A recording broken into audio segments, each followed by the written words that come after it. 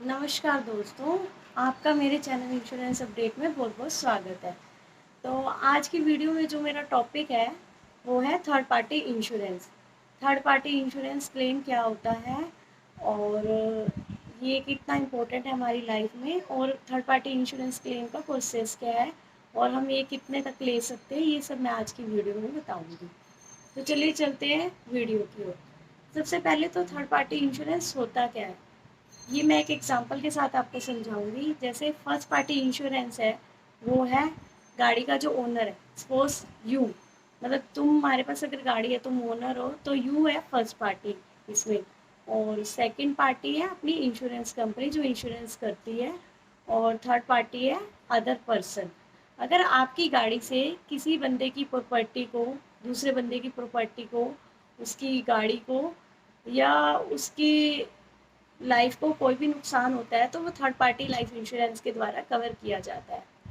और अगर आप अपनी गाड़ी के नुकसान को भी कवर करना चाहते हैं, तो आपको फर्स्ट पार्टी इंश्योरेंस लेना चाहिए, क्योंकि उसमें first party plus third party, मतलब आपकी गाड़ी का नुकसान प्लस दूसरे की गाड़ी का नुकसान दोनों कवर होते हैं।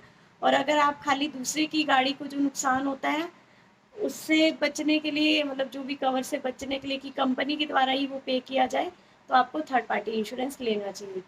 और अब मैं चलती हूँ कि थर्ड पार्टी इंश्योरेंस क्यों ज़रूरी है हमारी लाइफ में। अकॉर्डिंग टू मोटर वाहन इंश्योरेंस एक्ट के तहत थर्ड पार्टी इंश्योरेंस अनिवार्य है। जो भी गाड़ी रोड पे चल रही है उसके लिए थर्ड पार्टी इंश्योरेंस अनिवार्य है।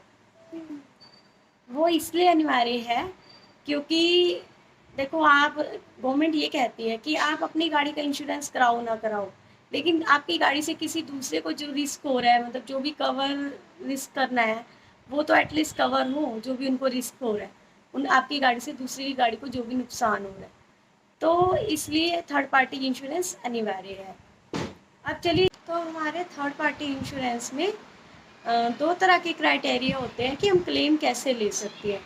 सबसे पहला तो अगर किसी प्रॉपर्टी या नॉन लिविंग थिंग को लगी है, तो उस केस में हम गाड़ी के केस में 7,50,000 का और बाइक के केस में 1 लाख तक का क्लेम ले सकते हैं। लिमिट है जो थर्ड पार्टी इंश्योरेंस क्लेम की इतनी ही है। गाड़ी के केस में 7,50,000 और बाइक के केस में 1 लाख।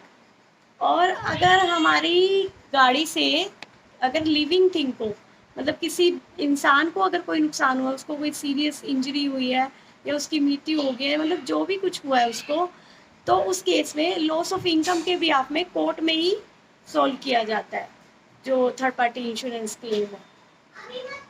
क्योंकि लॉस ऑफ इनकम के बिहाफ पे इसलिए सॉल्व किया जाता है केस को, क्योंकि उस बंदे की जो इनकम है कितनी है, वो कितना अर्न करता था और उससे उसकी फैमिली का कितना खर्च चलता था, और अगर उसी बंदे को कुछ हो गया आपकी गाड़ी से, तो वो जो केस है, इस टाइम पे जो थर्ड पार्टी इंश्योरेंस क्लेम है, वो कोर्ट के द्वारा ही फैसला होगा लिविंग थिंग में। और नॉन लिविंग थिंग में मैंने आपको बता ही दिया है। तो चलिए अब चलते हैं प्रोसेस की ओर कि कैसे ये थर्ड पार्टी इंश्योरेंस क्लेम का जो प्रोसेस है वो क्या है।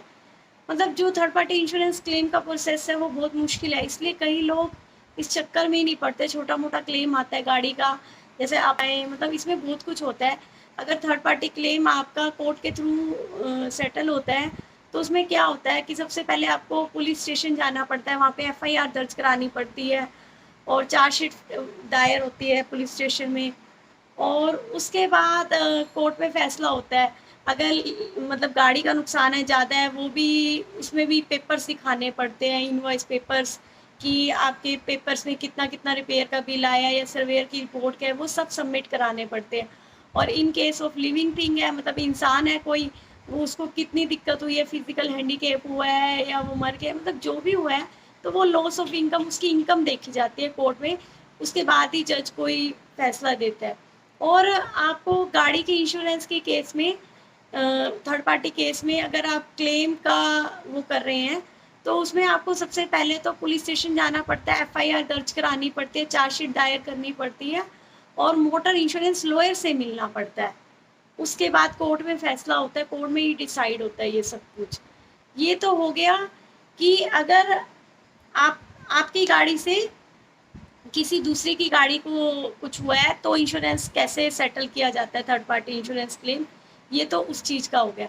लेकिन अगर किसी और की गाड़ी को आपने कर दिया है और उसने आपके ऊपर क्लेम दायर कर दिया है थर्ड पार्टी इंश्योरेंस का, आपकी गाड़ी से किसी दूसरे की गाड़ी को लग गया है, उस केस में क्या होता है? उस केस में सबसे पहले तो आपको ये ध्यान रखना है कि आपको गिल्टी फील नहीं करना। अगर आप गिल्टी फील करेंगे तो क्या होगा, आपको वो सारा इंश्योरेंस कंपनी की बजाय आपको देना पड़ जाएगा वो अमाउंट। और अगर आप कोर्ट में उनको, जैसे अगर आप गिल्टी फील नहीं करते, आपके पास सारे डॉक्यूमेंट अवेलेबल होते हैं जो उस टाइम वो आप शो कर देते हैं, जैसे कि आरसी कॉपी है, आपके पास वैलिड आरसी ड्राइविंग लाइसेंस होना चाहिए, वैलिड पोल्यूशन सर्टिफिकेट होना चाहिए, प्रीवियस पॉलिसी कॉपी होनी चाहिए। अगर ये सारे डॉक्यूमेंट उस टाइम आपके पास अवेलेबल है तो आप कोर्ट में उनको शो कर सकते हैं और गिल्टी फील नहीं हो सकते कि आपकी गाड़ी से किसी दूसरे की गाड़ी को लगी है अगर उसने आपके ऊपर क्लेम किया है।